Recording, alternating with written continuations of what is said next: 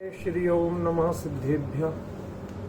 S सुरासुर मणु सिंध वंदिदं दोदगादिकं मलम प्रणमामि वड्ढमानं तीर्थं धम्मस्कतारं से पुण्यतीर्थैरे ससौव सिद्धे विशुद्ध भावे समणे अणाणदंसन् चरित तव वीर्यायारे ते सौवे समगम पतेगमेव पतेगम वन्दामि अवट्टन्ते अर्हन्ते मानुषे खेते किच्चारिहन्ताणं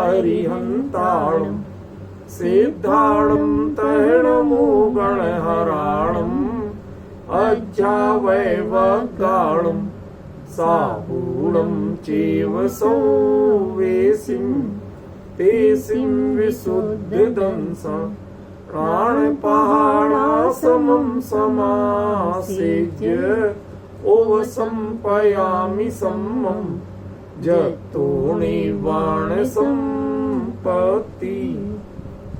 प्रवचन सार परमागम ज्ञान तत्व प्रज्ञापन महाधिकार गाथा 18 पृष्ठ 31।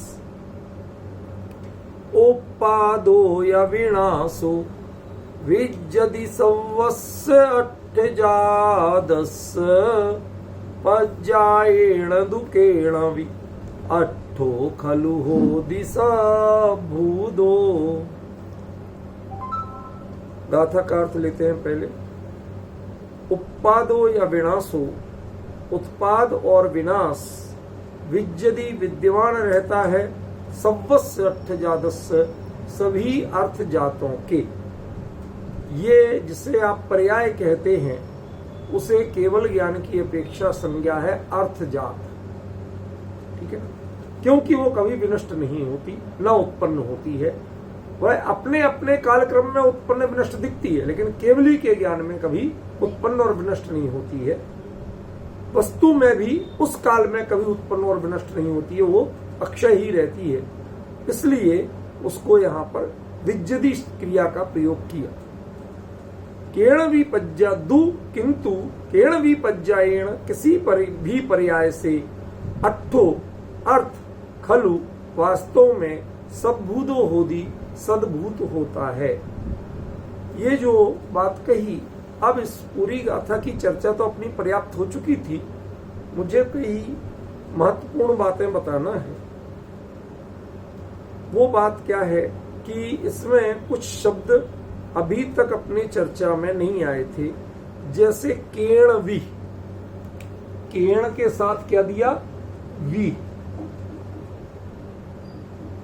वी माने अनिश्चयात्मक, किसी भी।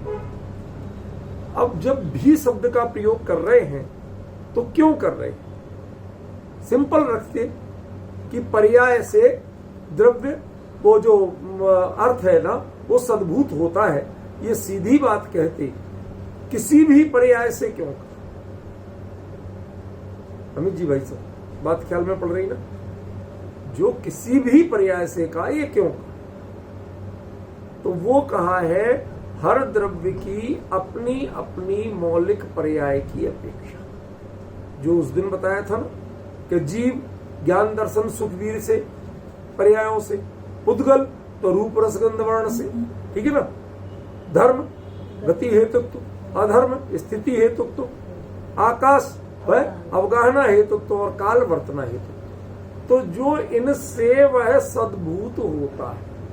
अब चूंकि अर्थ संज्ञा सामान्य है, सभी अर्थ हैं, इसलिए आचार्य ने यहां पर केण भी जोड़ दिया, 6 का भेद नहीं। समझ गया ना? हर द्रव्य की अपनी मौलिकता बताने के लिए किसी पर्याय से, माने उस द्रव्य की जो विशेष गुण की पर्याय है, उससे अट्ठो अर्थ खलु वास्तव में सद्भूतो भवति, सद्भूत होता है। अब यदि यहां पर अर्थ सद्भूत होता है, ये अर्थ लें, सद्भूत माने विद्यमान, तो फिर किसी पर्याय से क्यों होगा? वो संपूर्ण उत्पाद व्यय से क्यों नहीं हो, पर्याय से क्यों होगा सदभूत?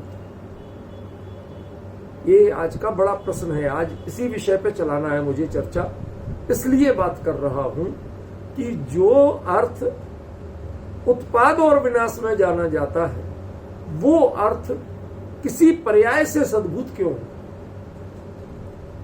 उत्पाद और विनाश सभी अर्थ जातों के पाए जाते हैं, तो वह उत्पाद सत और व्यय सत की बात क्यों नहीं कर रहे आप? या किसी पर्याय से पदार्थ सद्भूत होता है, ये बात क्यों कह रहे? ठीक है ना? तो असल में ये जो बात कही अट्ठो खलु होदी सब भूदो, जब इतनी बात को आप अलग कर देंगे, बिल्कुल अलग कर देंगे, तो ये एक मौलिक सिद्धांत बन जाएगा। कैसा मौलिक सिद्धांत बन जाएगा भाई साहब? कुछ आइडिया? ये मौलिक सिद्धांत ऐसा बन जाएगा कि अर्थ किसे कहते हैं, अर्थ संज्ञा खास तौर पे प्रवचन सार में या जिनागम में किसकी है? एक प्रश्न बनाओ कि जिनागम में अर्थ संज्ञा किसकी है, किसे अर्थ कहा गया है? उत्तर क्या है? अट्ठो खलु होदी सद्भूतो, जो सद्भूत होता है उसे अर्थ कहते हैं। हमने शुरुआत से यही परिभाषा कही थी कि नहीं की थी कि अर्थ माने अस्तित्व, अर्थ माने सत्ता। क्यों भाई साहब, याद है जब हमारे प्रवचन सार में चर्चा अर्थ वाली शुरू हुई थी, शुरू से ही तो मैं क्या कह रहा हूं कि जहां अर्थ शब्द का प्रयोग हो उसका मतलब क्या समझना? अर्थ माने अस्तित्व या सत्ता। आ गई कोई बात? मैंने कहा था ना, जो बात अपन शुरू से लेते हैं भले ही उस गाथा में नहीं दिया हो, चाहे 8 गाथा बाधा है, 10 गाथा बाधा है, 15 गाथा बाधा है, वो बात ज्यों की त्यों आ ही जाती है। और ये चीज मुझे इतना बड़ा संबल देती है कि इसका मतलब है जो दृष्टि हम लेके चल रहे हैं, भले ही हमें आगे का याद हो या नहीं हो, लेकिन वो चीज का आचार्य जरूर कहते हैं, वह आगे आती ही आती है, कभी उसका विरोध नहीं आता। ख्याल में, इसलिए हमें और हौसला बढ़ता है कि हां हम अपने सही रास्ते पे। आपने सुना होगा भाई साहब, बाइबल का एक वाक्य, I don't know where I am going but I am on my way. मुझे पता नहीं है मैं किधर जा रहा हूं, लेकिन ये अच्छी तरह पता है कि मैं सही रास्ते पर। आप दिशा पूछे मुझे नहीं पता, आप नगर पूछे मुझे नहीं पता, लेकिन वो कहते हैं मैं सही रास्ते। सही रास्ता माने मैं जिस मार्ग पे चलना चाहता हूं ये ईंट पत्थर के रास्ते का नाम नहीं है। मेरा जो लक्ष्य है जीवन का वो सही है। मैं कहीं भी चला जाऊं, किसी भी दिशा में जाऊं, मुझे जो काम करना है वही करूंगा। मैं अपने रास्ते से भटकने वाला नहीं। यह संबल बिल्कुल उसी वाक्य के रूप में कि मैं क्या अर्थ कर रहा हूं, वो टीकाकारों से, नीचे के अर्थकारों से मिल रहा कि नहीं मिल रहा, मैं इसकी बिल्कुल घबराहट नहीं करता, भय नहीं रखता। क्यों? मुझे अच्छी तरह विश्वास है कि आई एम ऑन माई वे। जो इस प्रवचन सार में कुंदकुंदाचार्य देव ने रास्ता बताया है, मैं उस पे ही चल रहा हूं, वही चर्चा कर रहा हूं, कुछ दूसरी नहीं कर रहा। इसलिए कुंद का समर्थन मुझे है, बाकी का है नहीं है मैं बिल्कुल गारंटी नहीं लेता। ख्याल में, उनकी मैं भय नहीं रखता, लेकिन अपमान किसी का नहीं करता। यह बात बिल्कुल दृढ़ता से जानना, क्योंकि मैंने हमेशा यही कहा कि बाकी जो टीकाकार आचार्य हैं वो उनका कथन, उनका प्रतिपादन आगम पद्धति से बिल्कुल सही है। अन्य ग्रंथों में उस बारे में जो बात मिलती है वो उन्होंने उसके अनुसार सारी व्याख्या की। लेकिन जो अपनी चर्चा चल रही है, कुंद जो कह रहे हैं, वो उनको जो समवसरण से भगवान की दिव्य ध्वनि से लाना था वो चीज है, इसलिए अंतर आ रहा है और कोई अंतर नहीं। ख्याल में। चलिए अब अपन अपने मुद्दे पे आते हैं। पहले हमारी परिभाषा क्लियर हो गई प्रवचन सार के लिए कि अर्थ किसे कहते हैं। तो जो सद्भूत होता है सत्ता रूप होता है, अस्तित्व रूप होता है, उसी का नाम अर्थ है। बाकी को हम और कुछ भी कहेंगे, द्रव्य कहेंगे और कई नाम देंगे, अस्तिकाय कहेंगे, समझ में ना, कुछ भी कहेंगे, लेकिन उसको अर्थ नहीं कहेंगे। जिनेन्द्र देव के वचनों में अर्थ संज्ञा मात्र सद्भूत के लिए है, सत्ता रूप के लिए है, अन्य किसी के लिए अर्थ संज्ञा प्रयोग नहीं। एक पॉइंट क्लियर हो गया। अब क्या यही अर्थ यहां है, प्रश्न करना चाहिए ना। तो मैंने बताया कि जब इसको, इतने वाक्यांश को आप पिछले से जोड़ेंगे तो इसका अर्थ भिन्न होगा, और जब इसको नीति वाक्य के रूप में, सिद्धांत वाक्य के रूप में अलग निकालेंगे तो अर्थ भिन्न होगा।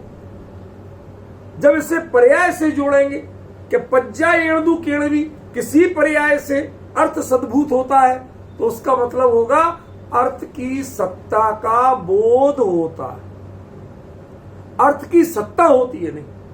और जब केणवी पज्जायन अलग कर देंगे तो इसका अर्थ होगा अर्थ वही है जो सत्ता रूप हो, जो सद्भूत हो। क्यों?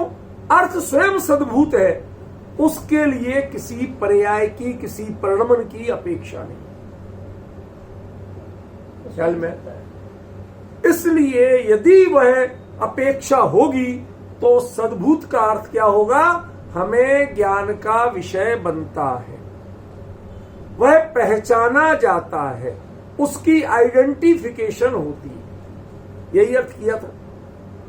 अब ये तो हमने पिछला रिपीट किया, कुछ नया नहीं बताया। जो विषय आज चल रहा है वो अब शुरू होगा, ठीक है ना। पिछला याद करना भी तो जरूरी था, 2 दिन का गैप पड़ गया, लिंक टूट जाती है कभी कभी, तो ये अंतर पड़ जाता है। अभी 8 तारीख तक ऐसे ही चलेगा। 8 के बाद यूनिवर्सिटी में एग्जामिनेशन की सिस्टम खत्म है, तब जाके मैं बिल्कुल निश्चिंत हो पाऊंगा। तब तक कुछ कुछ बीच में चल सकता, हमेशा चलेगा ये नहीं कह रहा हूं। अभी सुनिए ध्यान से। अर्थजातस्य विद्यति, अर्थजात विद्यमान रहते हैं, और अर्थजात उत्पाद और व्यय को कहते हैं। 2 बात। अर्थजात किसे कहते हैं? उत्पाद और व्यय। तो पहली परिभाषा तो हमें समझना क्या है कि अर्थजात उत्पाद और व्यय को कहते हैं। तो जो अर्थजात का अर्थ पदार्थ समूह ले रहे हैं, वो कुंद आचार्य के इस वाक्य से भिन्न जा रहे हैं, क्योंकि उन्होंने साफ कहा कि सर्वस्य अर्थजातस्य उत्पादो या विनाशो विद्यति। सभी अर्थजात के उत्पाद और विनाश होते हैं, पाए जाते हैं, विद्यमान रहते हैं। जब वो ये कह रहे हैं, इसका मतलब अर्थजात का अर्थ उत्पाद और विनाश है, इसमें कोई शंका की, दुविधा की बात नहीं। और उत्पाद और विनाश क्या होता है भाई? द्रव्य तो होता नहीं, तो फिर बचा क्या? उत्पाद व्यय। उसको आप परिणति कहें, पर्याय कहें। अब वो पर्याय यहां उन्होंने क्यों प्रयोग नहीं किया, ये मैं अभी समझाने वाला हूं, ठीक है ना। लेकिन स्थूल रूप में हम परिचय क्या कहेंगे वही। तो इसका मतलब है अर्थजात का अर्थ पदार्थ समूह नहीं है। अर्थजात का अर्थ अर्थ में उत्पन्न होने वाले और व्यय होने वाले जो परिणतियां हैं, जिसे आगम में उत्पाद व्यय कहा गया है केवली के ज्ञान के अनुसार, वो है उत्पाद सत और व्यय सत, ठीक है ना। क्यों? सत से असत की उत्पत्ति हो सकती है क्या?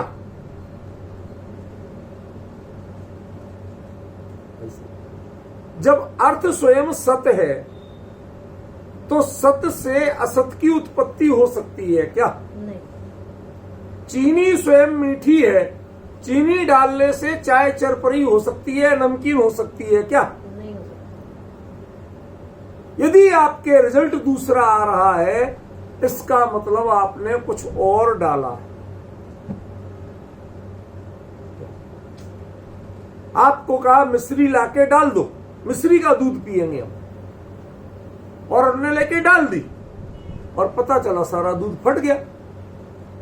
यदि दूध फट गया तो मिश्री नहीं, इसका मतलब वो मिश्री नहीं थी। इसका मतलब ये नहीं है कि मिश्री डालने से दूध फटता है। अमित जी, बात समझ में आई? क्या कहा कि यदि आपको मिश्री मीठी होती है और मिश्री डालने से दूध फटा तो वो चीज मिश्री नहीं थी, आप वहां जाओ। ऐसे ही उत्पाद और विनाश, संज्ञा इनकी ऐसी है कि जैसे नया उत्पन्न हुआ, विनष्ट हो गया, ऐसी संज्ञा तो है, लेकिन उसके बावजूद ये विज्जति, विद्यमान ही रहते हैं। अब विद्यमान रहते हैं तो फिर इसका अर्थ क्या हो? फिर ऐसा उत्पाद और विनाश कैसे होगा जो हमेशा विद्यमान रहे? तो उसका उत्तर दिया कि ये अर्थ जात है, अर्थ स्वयं शाश्वत है, अर्थ स्वयं सत्ता रूप है, अर्थ स्वयं अविनाशी है, अर्थ स्वयं सत है। तो सत की जो परिणति होगी और सत से जो होगा, निकलेगा, वो कैसा होगा? सतरूप या असत रूप? ठीक है ना? इसलिए यदि सत से, अर्थ जात से जो है उत्पात और विनाश, वो संज्ञा में उत्पात और विनाश है, लेकिन वो हमेशा विज्जति। क्यों? कि अर्थ जब विद्यमान होता है, सत्ता रूप होता है, तो अर्थ से जो उत्पन्न होगा वो भी सत्ता रूप होगा। यदि सत्ता रूप नहीं होता है तो इसका मतलब है कि वो अर्थ था ही नहीं, वो अर्थ जात नहीं। आज का ये टॉपिक जिन्हें समझ में आ जाएगा, उन्हें आगम और केवली इसका भेद बिल्कुल क्लियर पता चल जाए। जो लिपिबद्ध किया हुआ या सुना के सुप्त केवली के द्वारा बताया गया जो आगम है ना, उसमें और इसमें जमीन आसमान का भेद पता चलता है। पहले तो ये आप सब जानते ही हैं कि केवली के जो वचन हैं उनका आधार क्या है? केवल ज्ञान या श्रुत ज्ञान? केवल ज्ञान। और जिसे श्रुत केवली कहते हैं वो जो कुछ जानते हैं 11 अंग 14 पूर्व को, वो क्या है? श्रुत ज्ञान है कि केवल ज्ञान? वो श्रुत ज्ञान है। तो इसका मतलब है दोनों में डिफरेंस तो क्लियर होना ही होना है। ये चर्चा श्रुत ज्ञानियों की नहीं है, ये चर्चा केवल ज्ञानियों की। केवल ज्ञानी के प्रतिपादन में क्या आया वो चर्चा है, समझे ना? तो उसमें कहा कि उत्पात और विनाश विज्जति वह हमेशा विद्यमान रहती है। अब हमेशा कैसे विद्यमान रहेंगे बताइए? क्योंकि वो सत है, वो अपने स्वसमय में वस्तु में सदा विद्यमान है और केवल ज्ञान की प्रत्येक पर्याय में सदा विद्यमान है। वहां स्वसमय में है, यहां प्रति समय में है। ये सब चर्चा अपनी हो चुकी थी। आज का प्रतिपाद्य कुछ और है। वो रहस्य है बड़ा भारी, वो पकड़ में आ गया तो आपको एक सेकंड में केवल ज्ञान दिख जाए कि केवल ज्ञान क्या होता। देखिए, जब आपके जानने में क्रम पड़ता है कि नहीं पड़ता? पड़ता है। आपके बोलने में क्रम पड़ता है कि नहीं पड़ता? पड़ता है। आप उत्पाद और विनाश ये दोनों शब्द युगपद बोल सकते हैं क्या? नहीं। युगपद जान सकते हैं क्या? क्षोभ में क्रम पड़ता ही पड़ता है, क्षोभ में योग पद्य होता ही नहीं। समझ गया ना? तो जो कुछ हम जानते हैं, हमें जितने आगमों ने सिखाया, वो सब किस पर आधारित थे? श्रुत ज्ञान पर आधारित। एक भी केवली के वचन परंपरा से जरूर थे, लेकिन वास्तव में केवली के वचन ये हैं वो नहीं। बात डायरेक्ट और इनडायरेक्ट की नहीं है, बात कुछ और है। मुद्दा ये है कि केवली के वचन जब गणधर ग्रहण करते हैं और उसके बाद वो द्वादशांग में परिणत होके आते हैं, तो वो जो कुछ भी श्रुत केवलियों को भी जो मिलते हैं वो श्रुत ज्ञान पर आधारित मिलते हैं। उनकी शब्दावली और उनकी समझ केवल ज्ञान पर आधारित नहीं। तत्व केवली का है, सिद्धांत केवली का है, लेकिन उसका प्रतिपादन जो होगा, शब्दांकन जो होगा, वो केवली का है। प्रवचन सार की सबसे बड़ी मौलिकता यही है कि इसमें शब्दांकन केवली का दिया। आचार्य को जिज्ञासा हुई, उन्होंने केवली के समक्ष जिज्ञासा मन में रखी और जो उत्तर उन्हें केवली से मिला वो डायरेक्ट लिखा गया। उसमें उन्होंने द्वादशांग नहीं बनाना था, प्लीज, उन्हें द्वादशांग नहीं बनाना था। गणधर की व्यवस्था क्या है? उन्हें द्वादशांग बनाना था। उसी दिव्य ध्वनि में से गणधर का रोल क्या था? द्वादशांग बनाने का था। श्रुत केवली का रोल क्या था? द्वादशांग का पारायण करने का था। कुंद कुंद कितने निर्मुक्त थे कि उन्हें भगवान की वाणी सुन के दुनिया को क्या बताना है इसका टेंशन नहीं था, कैसे लिखना है टेंशन नहीं था। जो उन्हें सुनने से सीधा समझ में आया ज्यों का त्यों लिख दिया। भाई साहब, यदि आपको अगली चर्चा से रोमांच न हो जाए तो कहना, आज तक जितने भी ग्रंथ लिखे गए हैं, लिखे जा रहे हैं और लिखे जाएंगे, सब श्रुत ज्ञान पर आधारित हैं। केवल ज्ञान से सीधी प्रस्तुति, अकेला प्रवचन सार। इसलिए आपको ये डिफरेंस नहीं लग पाता। आपको लगता है क्या दुविधा, जबरदस्ती। जब उत्पाद विनाश कह रहे हो तो फिर विद्यमान कैसे रहेंगे सर? आप केवली की नजर से देखो जरा, वह विद्यमान है या नहीं? विनाश विनाश रूप में विद्यमान है, उत्पाद उत्पाद रूप में विद्यमान है, लेकिन कोई कभी नष्ट नहीं हुआ, कोई नया उत्पन्न नहीं हुआ। क्यों? क्योंकि द्वारका जलने के 12 साल पहले भी केवली के ज्ञान में द्वारका जलती हुई थी। तो द्वारका 12 साल बाद जली थी, केवली कह सकते हैं कि 12 साल बाद जलेगी। ये श्रुत केवली, जो श्रुत ज्ञानियों के भेद है। केवली के ज्ञान में तो वो समय उतने आगे का समय जरूर था, लेकिन उसमें जलती हुई ही थी। और जब बुझे, शताब्दियां सहस्राब्दियां बीत गई, तब भी केवली के ज्ञान में उस समय में जलती हुई ही। अरे उस समय वाली बात भी क्या कहें, जिनके ज्ञान में, भाई साहब बहुत ध्यान से सुनना, आज बहुत ही गंभीर विषय है। क्या? जिनके ज्ञान में क्रम नहीं पड़ता, वो काल का भेद करें कैसे? क्रम तो श्रुत ज्ञान में पड़ता है ना, केवल ज्ञान में क्रम ही नहीं पड़ता। सव्य दव्य पज्जायेषु केवलस्य, जो सर्वद्रव्य और उनकी सभी पर्यायों को एक समय में एक साथ जानने की और अत्यंत स्पष्ट जानने की सामर्थ्य रखता है, उसका नाम केवल ज्ञान है। तो वह काल क्रम का हिसाब कौन लगाएगा? ये तो आप जिज्ञासा करोगे कि भाई साहब जलेगी, कितने साल बाद जलेगी? तो अभी से 12 साल।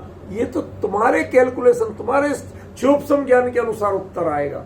वास्तव में उनके ज्ञान में तो यदि उनसे पूछोगे तो उत्पात और विनाश वह विज्जदी है, वह उपज्जदी और विनस्सदी नहीं। मतलब यदि मेरे हृदय से पूछो तो मैं आपको खोल के दिखा सकता तो बताता कि कितना बड़ा चेंज है। समय सारादि कोई भी ग्रंथ लो, उसमें कहेंगे उपज्जदी विनस्सदी, उत्पन्न होता है और विनष्ट होता है। किसी भी जैन ग्रंथ को ले लीजिए, उसमें यही शब्द मिलेंगे, उपज्जदी विनस्सदी, उत्पाद और व्यय के लिए। लेकिन इन्होंने क्रिया नहीं बनाया, उसको कर्म बनाया। वाक्य में इसकी भूमिका क्या है? कर्म की है। उत्पादो और विनाशो विज्जति, उत्पाद और विनाश क्रिया विद्यति है, विद्यमान रहते हैं। भाई साहब, ये जो अंतर है ना, ये है श्रुत ज्ञान और केवल ज्ञान का अंतर। जिसको उत्पाद और विनाश उत्पन्न होते और विनष्ट होते नहीं दिखते हैं, विद्यमान दिखते हैं, उसका नाम केवल ज्ञान है। वो केवली के वचन है, उसका नाम दिव्य ध्वनि है। और जो ही क्षोभसमियों के हाथ में पड़ी नहीं, क्षोभसमियों के अनुसार बोला नहीं, क्षोभसमियों की चिंता की नहीं, तुरंत यह बदल जाएगा उपपज्यति या विनश्य। ये क्रिया बन जाएगी। क्रिया बनते ही ये सारा भ्रम पैदा कर, फिर ये क्षणभंगुर हो जाएंगे। आपको केवल ज्ञान कभी समझ में नहीं। आप परिभाषाएं रट के केवल ज्ञान जानते हैं, आप प्रयोग से केवल ज्ञान नहीं जानते। ये केवल ज्ञान का प्रयोग है, परिभाषा नहीं।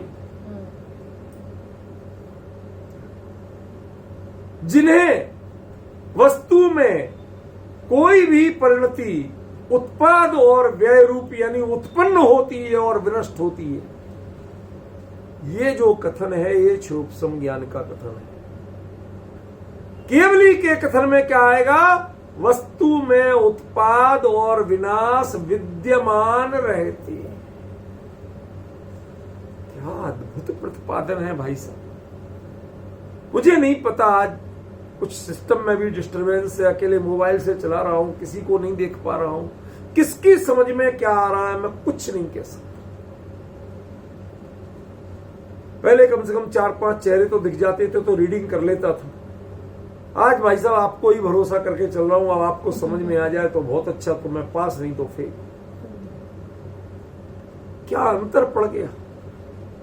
आप किसी भी ग्रंथ में पढ़ लीजिए, उत्पद्यन्ते विनश्यन्ते, उपपज्यति विनश्यति, लेकिन उत्पादो विनाशो विज्जति। उत्पाद और विनाश विद्यमान रहते हैं। उत्पाद उत्पन्न नहीं होता और विनाश विनष्ट नहीं होता। भाई साहब, शायद इतना जीवंत केवल ज्ञान आपको कहीं नहीं मिले। परिभाषाएं बहुत मिलेंगी, प्रयोग नहीं मिलेगा।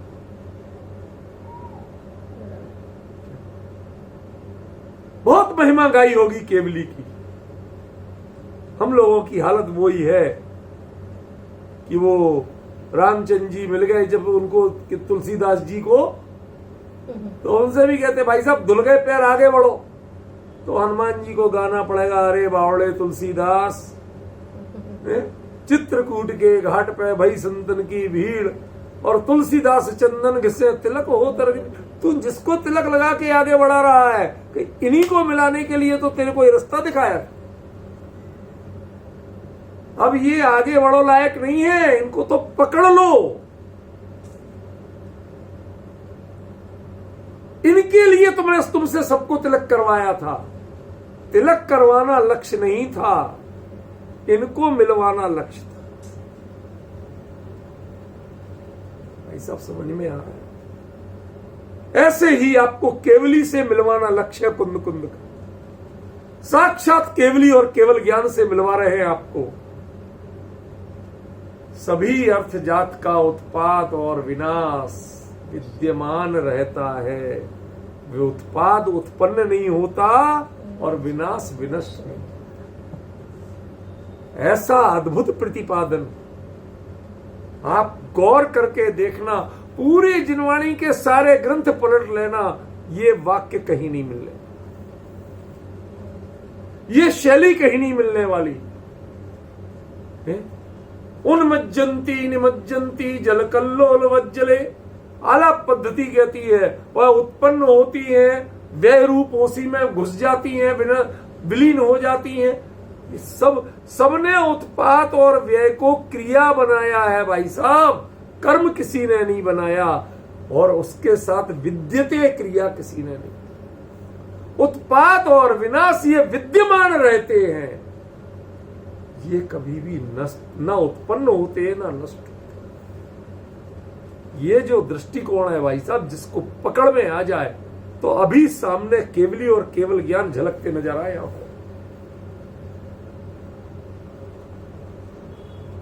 पढ़िए, आप जितना पढ़ सके उतना पढ़िए, कहीं पर ऐसा वाक्य मिल जाए।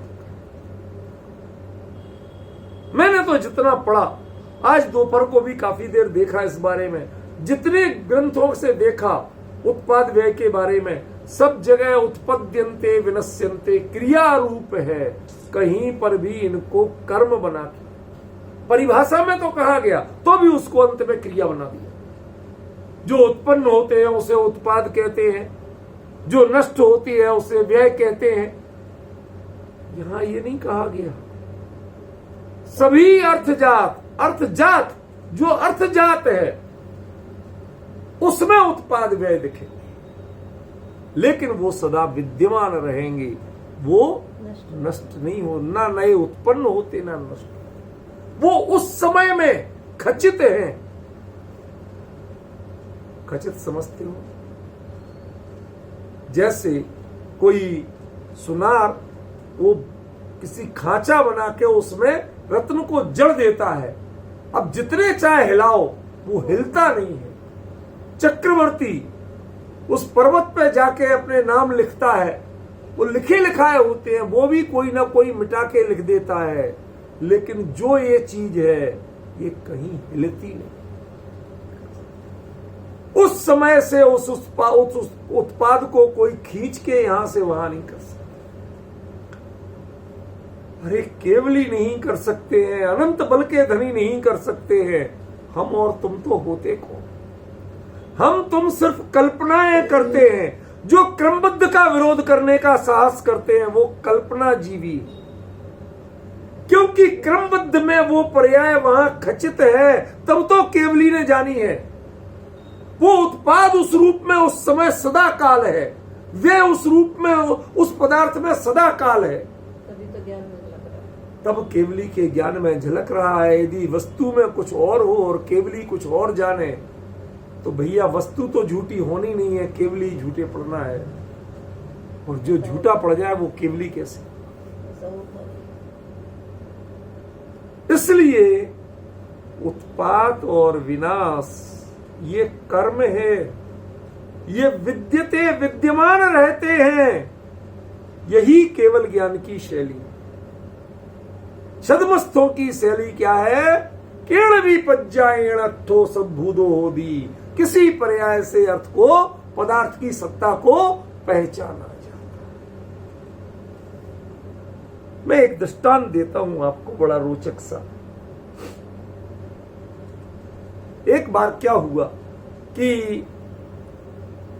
दिया था आपको, मृच्छकटिकम नाटक का है कि वो जो जुआरी था ना, जिसको 10 स्वर्ण मुद्राएं हार गया था और जुआ घर का अध्यक्ष अपने गुंडों को लेकर उसका पीछा कर रहा था, तो वो जाके कोई सूना मंदिर पड़ा था जिसमें वेदी तो थी लेकिन भगवान नहीं थे। तो वहां जाकर के वो बिल्कुल पत्थर की प्रतिमा की तरह बिना हिले डुले बैठ जाता है। अब बैठ जाता है तो हिले डुल नहीं रहा, कुछ नहीं कर रहा। तो उनकी हिम्मत नहीं होती। इस देश में इतना तो भय है कि भगवान से कोई पंगा नहीं लेता। तो वो लोग बड़े चतुर थे, तो वो जाके बारंबार विनती करते हैं कि अरे भगवान, आप रोज हमें उत्तर देते थे, आज आप उत्तर क्यों नहीं दे रहे? आज मेरे से नाराज हो। उन्हें कोई उत्तर नहीं चाहिए। उन्हें पता करना था कि कहीं ये सच्ची में भगवान तो नहीं है, ये वही जुआरी है, लग तो रहा है, लेकिन जितना निश्चल होके बैठा है, कहीं कोई देवता नहीं हो, कोई भगवान ना हो, डर के मारे उसने वही उनको डिस्टर्ब करने की। लेकिन पता तो करना था, उसे अपनी 10 स्वर्ण मुद्राएं निकालना था। तो उसने क्या कहा, हे भगवान, आप प्रतिदिन मुझे उत्तर देते थे, आज उत्तर नहीं दोगे क्या? आज मेरे से क्या नाराज हुए? तो उसने सोचा कि यदि मैं नहीं बोलूंगा तो पोल खुल जाएगी, पकड़ा जाऊंगा, क्योंकि इसे तो यहां की प्रतिमा रोज उत्तर देती थी। तो उसने कुछ भी उत्तर दे दी। देते ही वो टूट पड़े, उसको पकड़ लिया और मारने पीटने लगे, बांध लिए। देखो, जिस वाणी के प्रयोग से तुमने अपनी सत्ता की स्वीकृति दी, तुम नहीं बोलते तो वो भगवान थे, तुम बोल पड़े। जो पर्याय ये है केणवी पज्जाए, कोई ऐसी पर्याय है जिससे आप अर्थ की सत्ता जानते, स्वीकृति जानते हो, लेकिन केवली आपको तो कोई ना कोई जानने की इच्छा है ना। केवली के ज्ञान में वो खुद ज्ञेय रूप में आके अवस्थित होते हैं, इसलिए उनके ज्ञान में विज्जति कौन सर्वस्य अष्टजातस्य, किसी एक द्रव्य की नहीं, किसी एक गुण की नहीं, सभी द्रव्यों के सभी गुणों की सभी जो अर्थजात हैं। ध्यान रखना, अब यहां नाम अर्थजात है, यहां पर नाम पर्याय नहीं। वो अर्थजात उत्पाद और विनाश के रूप में विद्यमान रहती है, कभी नष्ट नहीं होती। अपने उत्पाद के पहले भी उस समय उत्पाद रूप केवली के ज्ञान में थे, और उनके विनाश के बाद भी वह उस रूप में केवली के ज्ञान में है। उससे कभी इरेज नहीं होते, जीर्ण नहीं होते, पुराने नहीं पड़ते हैं, बासे नहीं पड़ते हैं, ऐसा स्वरूप इनका ख्याल में। इसलिए यहां विज्जति का प्रयोग और सर्वस्य अष्टजातस्य का प्रयोग क्यों किया? क्योंकि यदि ध्यान रखना, केणवी पज्जायेण किसी एक पर्याय की बात की और वहां पर सभी अर्थजात की बात कही, ये प्रमाण है कि पहली पंक्ति केवली की है और दूसरी पंक्ति छद्मस्थ की। केवली के लिए किसी पर्याय से किसी पदार्थ की सत्ता जानने की जरूरत नहीं है। उनके लिए तो सभी अर्थजात जो हैं, कोई नहीं बचती, सभी अर्थजात अपने उत्पाद व्यय के साथ ही विद्यमान रहती। ये पहली पंक्ति प्योर केवल है, क्योंकि छद्मस्थ सभी अर्थजात की बात कर ही नहीं सकते और विद्यमान की भी नहीं करेंगे। सुनो, आचार्य समंत भद्र ने इस बारे में अद्भुत लिखा। वो क्या लिखते हैं? स्याद्वाद केवल ज्ञाने सर्व तत्व प्रकाशने भेद साक्षात असाक्षात। क्या कहा? आपको केवल ज्ञान में साक्षात, हमें कुछ पता नहीं है, हमें जैसा बता दिया गया वैसा होगा, या हम एकाध चीज एकाध पर्याय से जान जाते। वस्तु को वस्तु रूप में तो जैसा केवली ने कह दिया वैसा तो हम दोहरा सकते हैं, लेकिन हम जान नहीं सकते, क्योंकि वो हमें परोक्ष। वो परोक्ष भी कब प्रत्यक्ष होता है कि केणवी पज्जायेण अट्ठो खलुओदि सब। चोपसम ज्ञान भी जानना चाहे तो किसी पर्याय विशेष से प्रत्येक पदार्थ की सत्ता को जान सकता, और वो पर्याय विशेष होगी विशेष गुण की पर्याय। पर्याय विशेष का अर्थ क्या होगा? विशेष गुण की पर्याय। ये बड़ा गजब का विषय है। यदि दिमाग में चढ़ जाए तो ये मानना कि इतनी तृप्ति होगी, इतनी तृप्ति होगी। जब मैंने कहा कहीं लिखा नहीं कि पहली पंक्ति केवली की है, दूसरी पंक्ति हम छद्मस्थों के हिसाब से है, कहीं लिखा आचार्य ने? आचार्य ने लिखा है, आपने पढ़ा नहीं। आप अपनी भाषा में चाहते, आचार्य अपनी भाषा में, ज्ञानियों की भाषा में लिखते। जब उन्होंने लिख दिया कि सभी अर्थजात, तो सभी अर्थजात केवली के अलावा कोई 30 मार्खा जानता ही नहीं। सभी अर्थजात के बारे में बात करने वाला कौन होगा?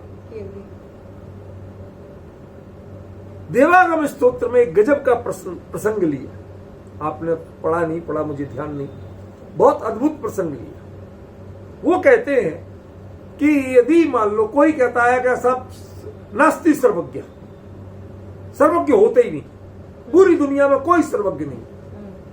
कहते बहुत बढ़िया, आप सर्वज्ञ हो, क्योंकि आपको पता है, क्योंकि आपको पता है, आपको पूरी दुनिया को जानते हो, तो जो पूरी दुनिया को जानता है वही सर्वज्ञ है। जिसे सर्व का ज्ञान नहीं वो सर्वज्ञ नहीं हो सकता और वो सर्वज्ञ का निषेध भी नहीं कर सकता। जब तुम्हें ज्ञान ही नहीं, निषेध कैसे करोगे? सर्व को जानने वाला ही सर्वज्ञ होता है। यहां क्या दिया? सर्वस्य अष्टजादस्य। जब सर्व की बात आ जाए तो वहां सर्वज्ञ की बात, क्योंकि छद्मस्त सर्व को नहीं वह जानता। सर्व को कभी जान नहीं सकता, प्रत्यक्ष नहीं कर सकता, साक्षात्कार नहीं कर सकता, और उसके ज्ञान में सर्व कभी विद्यति नहीं होता, विद्यमान नहीं होता। क्रम पड़ता है। वो क्रम से होता, एक एक करके होता। ख्याल में? यदि सभी कुछ विद्यमान है तो उसका एक ही अर्थ है कि वो केवल केवल, ज्ञान। वो केवल ज्ञान है, दूसरा अर्थ हो ही नहीं सकता। ठीक है ना? और जब केण भी पच जाए, किसी पर्याय, एक पर्याय से, केवल सब तो एक वचन है, किसी एक पर्याय से ये कहते ही ये बात छद्मस्त की है, केवली की नहीं है, ये अपने को जानना। क्या हुआ भैया? सुनिए जरा ध्यान से, क्या कह रहे हैं। प्रकरण ख्याल में आया? जब सर्व की बात कही तो सर्वज्ञ ही का कथन है, जब किसी एक की बात कही तो छद्मस्त का कथन है, क्योंकि केवली कभी क्रम से नहीं जानते और छद्मस्त कभी युगपत नहीं जानते। एक गाथा में दोनों की परिणतियों को एकदम क्लियर कर दिया। ये एक चमत्कार है, ये अद्भुत स्वरूप है, ये कुंद कुंद की सामर्थ्य थी, ये अन्य किसी में छद्मस्थों में सामर्थ्य ही नहीं है, सामान्य जीवों में। ये उन्होंने, ये प्रमाणित करता है कि वहां से साक्षात सुन के आए थे, तब इनकी शब्दावली बदल गई। अभी तक शब्दावली कोई और थी। मैं जब पहली बार यूएस गया तो मैं अपने जो थोड़े बहुत इंग्लिश टूटी फूटी जानता हूं बोलूं तो कहते no no no no this is wrong. तो मैं अपने रटके गया था, मैंने कहा कैसे रॉन्ग है? No, your pronunciation is wrong, आपका उच्चारण गलत है। इसको जो आप ऐसे बोलते हैं, this is British English, not American English. जो इंग्लिश जानते हैं अमेरिका कनाडा में जाने पर उनको वहां का प्रोनाउंसिएशन सीखना पड़ता है। ब्रिटिश प्रोनाउंसिएशन वहां नहीं चलता, उससे वो लोग नहीं समझते। समझिए कैसे? सुनो, जैसे साउथ का एक कोई जिज्ञासु हिंदी सीखता है तो ग्रामर से सीखता है।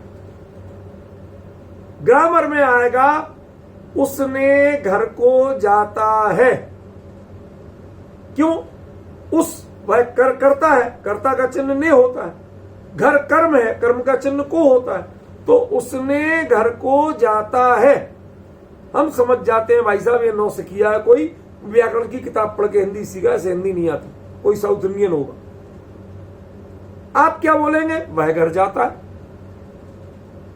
आप उसने बोलेंगे ही नहीं, घर को बोलेंगे ही नहीं, वह घर जाता है। अब इसमें कर्ता और कर्म के चिन्ह वह साइलेंट है। क्यों? क्योंकि हमारे प्रयोग की विधि यही है, हमने बचपन से इसी तरह सीखा।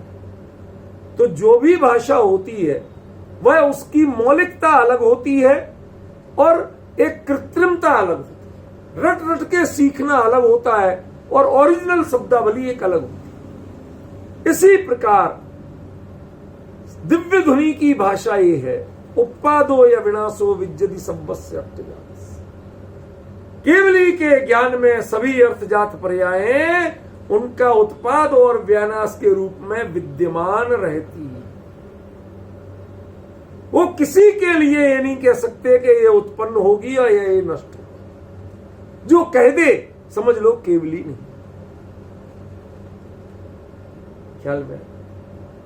तो कुंद कुंद से पूछा भगवान, हाउ कैन यू आइडेंटिफाई, आप कैसे जानते हैं कि केण भी पज्जाएण अट्ठो खलु सद्भूतो होदी।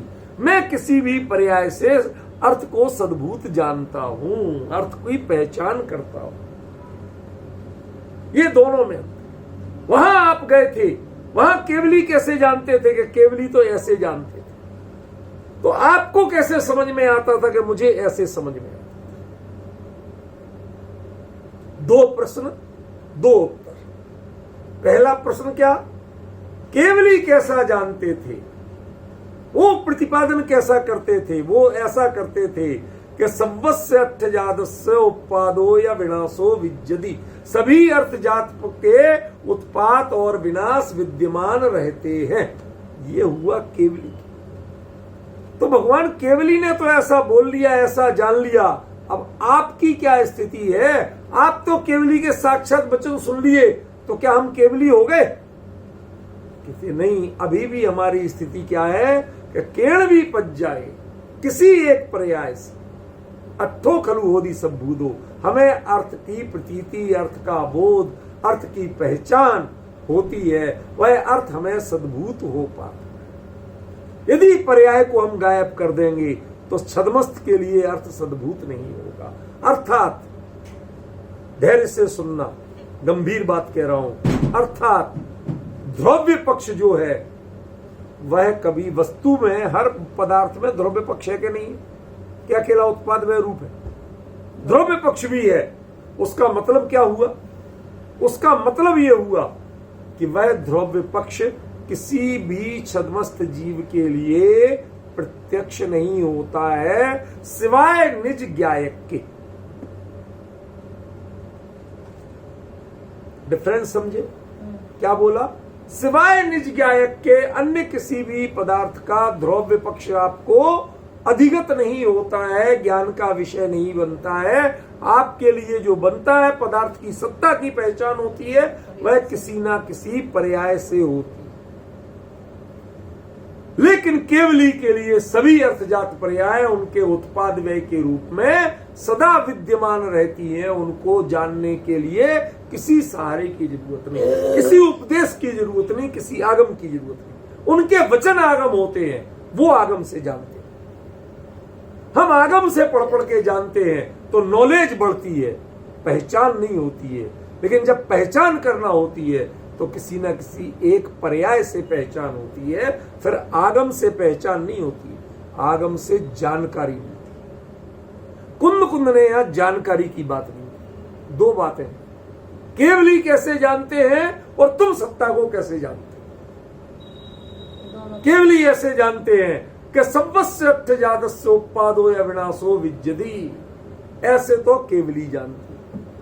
और आप कैसे जानते हो कि केण भी पच जाए, उनके लिए सारी ही प्रत्यक्ष है। हम किसी एक पर्याय से अर्थ की सत्ता का बोध करते हैं, जानते हैं, पहचानते हैं। क्या गजब का विषय है, ऐसा अद्भुत प्रतिपादन। मैंने आज दोपहर को करीब 1 घंटे पलट के देखता रहा, सिद्धांत कोश पलटे और जगह देखा, कहीं नहीं मिल रहा है ये वो विषय।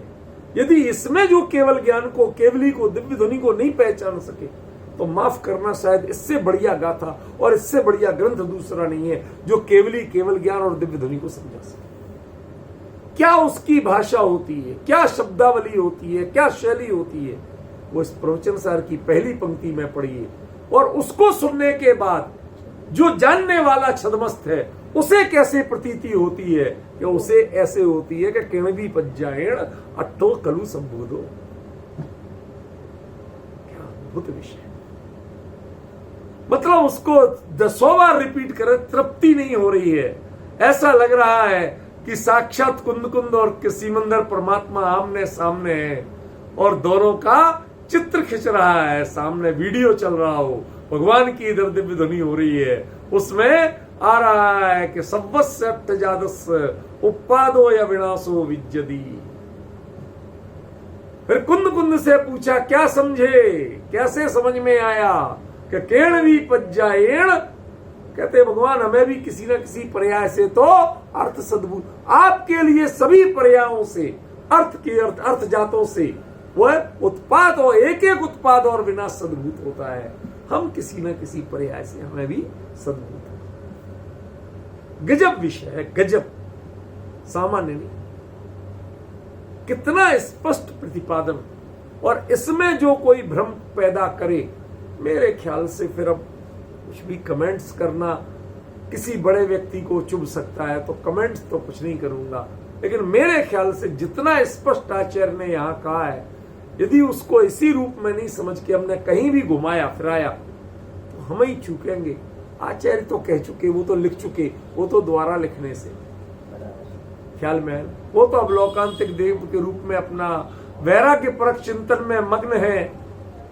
प्रति क्षण ज्यों ज्यों आयु बीत रही है, उनके कैवल्य की तिथि नजदीक आती जा रही है। वह इसी रूप में खुद सर्वस्य अट्ठजादस्योपादो विनाशो विद्यति, ऐसे जानने की तिथि उनकी नजदीक आती। उनको क्या कहेंगे, वो तो हमें दोबारा लिखने के लिए आने से रहे।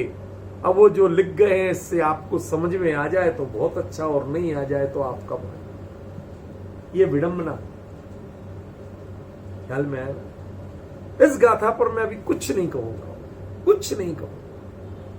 यही चीज समझ लेना, एक इसमें खलु शब्द है। खलु सामान्यता असली चीज के लिए आता है, यहां खलु कमजोरी के लिए। आप नियम सार में, समय सार में जहां भी खलु पढ़ेंगे वो मजबूती के लिए आए। ऐसा ही होता है, निश्चय से ऐसा है, उसके लिए खलु आता है। यहां पर कमजोरी के लिए आया। हमें तो वास्तव में किसी ना किसी पर्याय से पता चलता है। आप उस चीज को साक्षात जानते हो, हम किसी पर्याय से। मैंने एक बार विषय बताया था, आपको याद है कि नहीं मुझे पता नहीं, मैं फिर से बता रहा हूं अत्यंत संक्षेप में, कि इस देश में खासतौर पर दिल्ली में कह लें तो जिस दिशा से हवा आती है उस दिशा का मौसम दिल्ली में हो जाता है।